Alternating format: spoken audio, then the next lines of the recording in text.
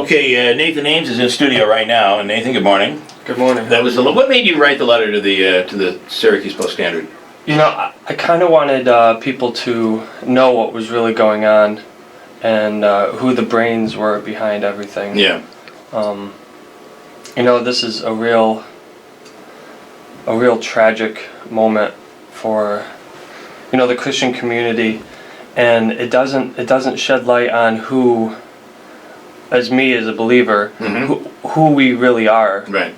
You know, it's sad that in the media this is what has to come out. Mm-hmm. And no, I wrote the letter because I wanted people to understand the kind of mindset that the leaders are in, and that they are controlling, manipulative, and that it's not just these two, not just the Leonards. Yeah, yeah. You know, it's the children as well. Not the ones who are. So what you're saying is that it's the Irwins. Yes. When they are the Irwin children. So you say that the Jerry Irwin, is he the one who purchased the building and started the church? Is that where this all came from? He started the church in Richfield, actually. In Richfield Springs. Yes. Okay. Where I was born, actually. I was born and raised in Richfield Springs. Oh, okay. And they started in a house, and then they rented the blue building. There was a blue building in Sequoia that we called it the Blue Building. Mm-hmm. I was young. I was really young at that time, and then I guess they purchased the Chadwick school. The school. Yeah. Go ahead. You said you were a believer, so you are still practicing Christian. Yes. So, and we'll get more into this mind control or this obedience that we've talked about this morning.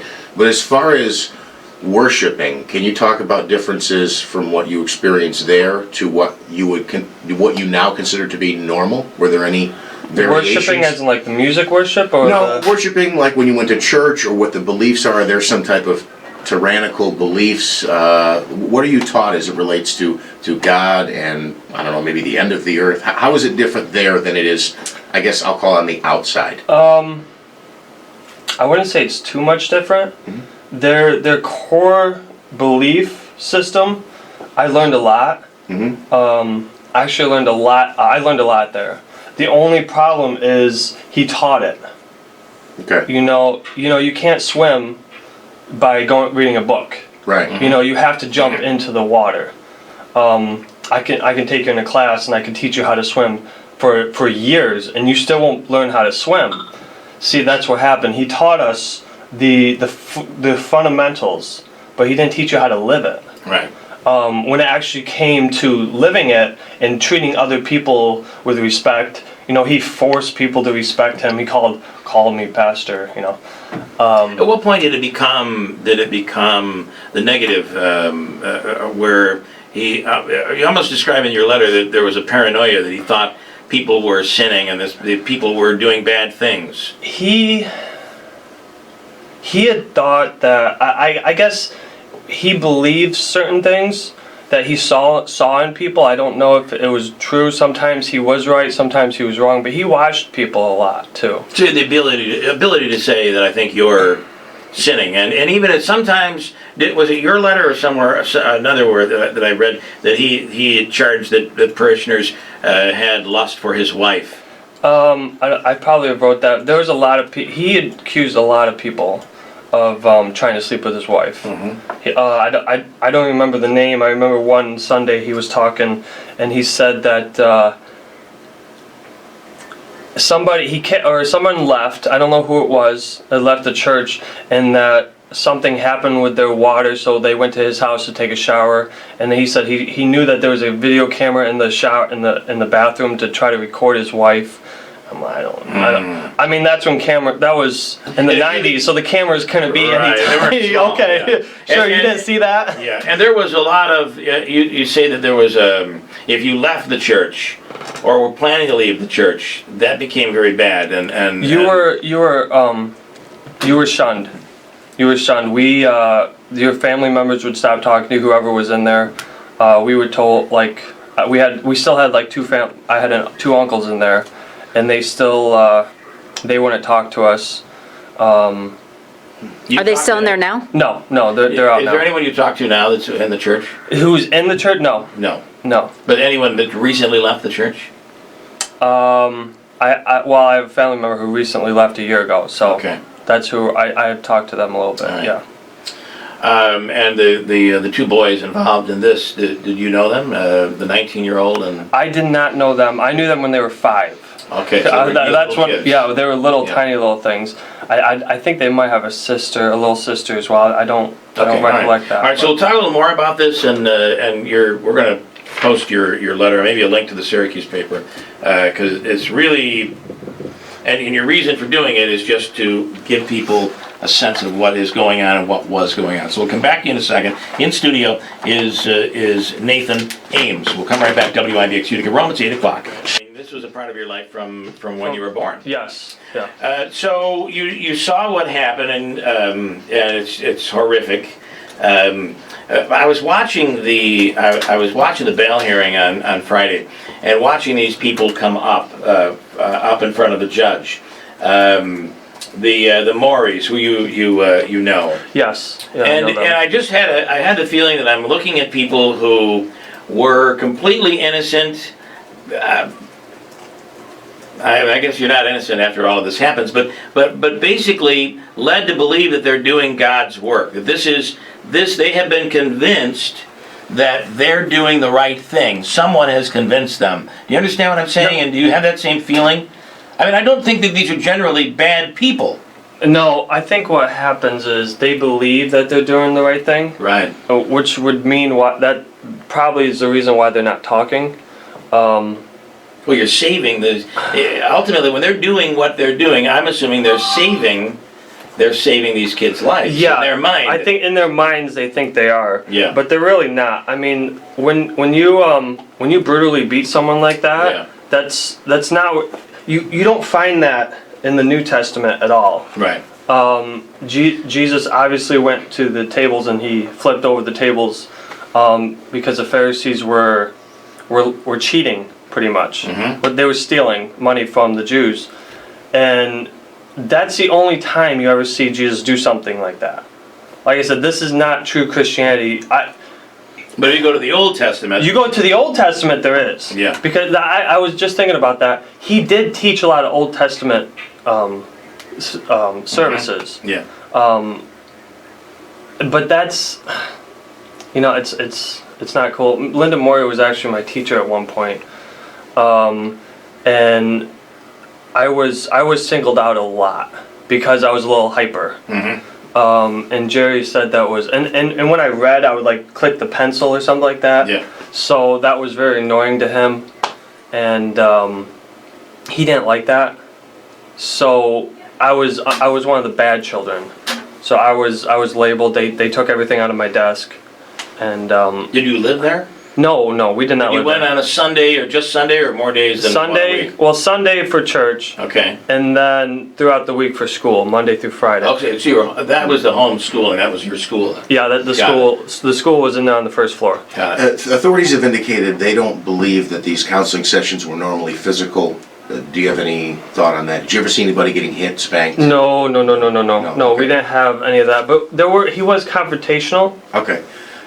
Were others allowed in? There was a comment, the testimony was that there was like 25 to 30 people at the Sunday service. Of course, Sunday's the big day. Yeah. Right, but if you factor in there were 8 to 10 kids, plus the 17 and 19-year-old, 6 people charged with assault.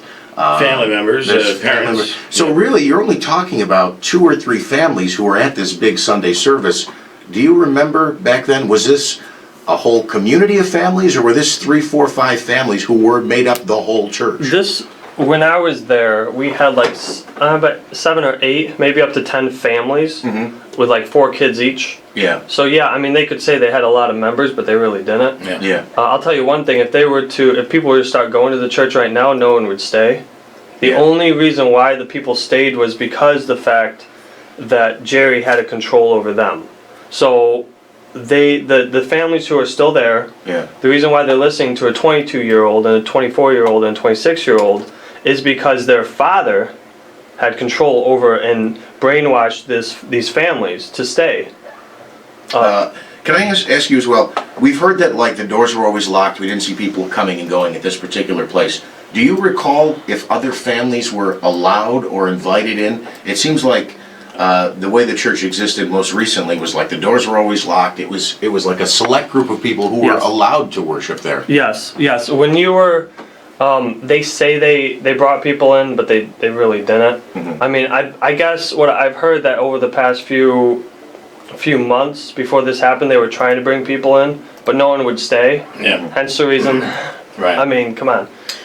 We're trying to Nathan Ames. Nathan, this is his opinion of what he saw, what he witnessed, what he lived through at the Word of Life Church. Andrew. So Nathan, I just want to get back to the counseling session in this particular instance. Do you feel that it was more of a, and of course, I'm not asking you to think on behalf of Bruce and Deborah Leonard, but do you think it was more along the lines of a family issue that got out of hand rather than something that the church kind of encouraged?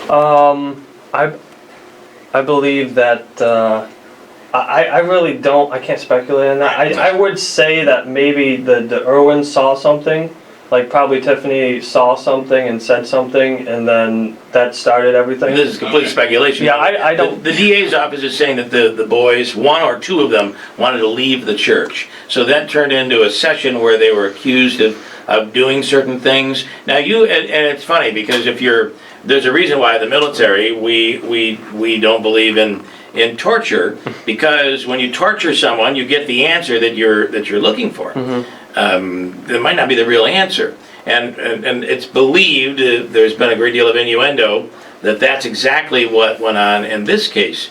But you talked about how when you were there, and you said it's Jerry, right? Yeah. And you were accused of lying. And what it ended up resulting in is you lying. So explain that, because I think there's a parallel here of what might have happened with these two boys.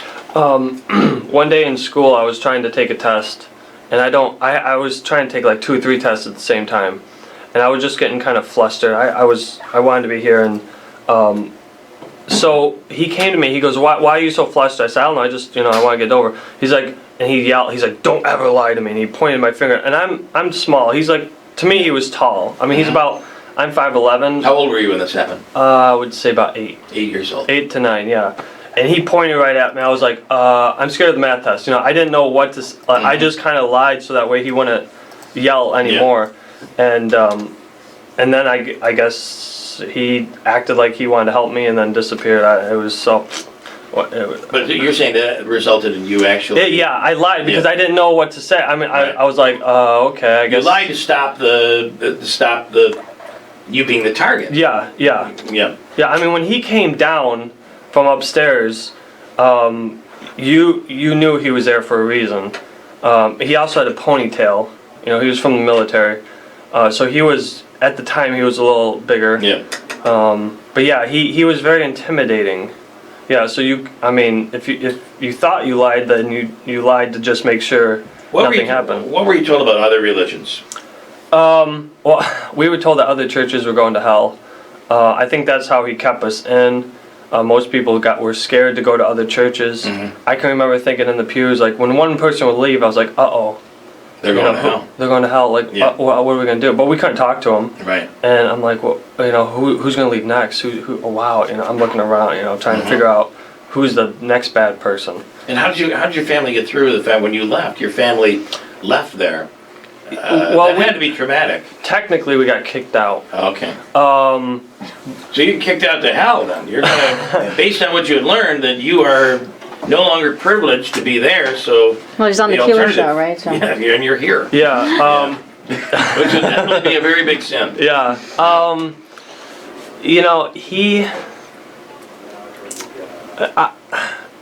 My dad was very relieved.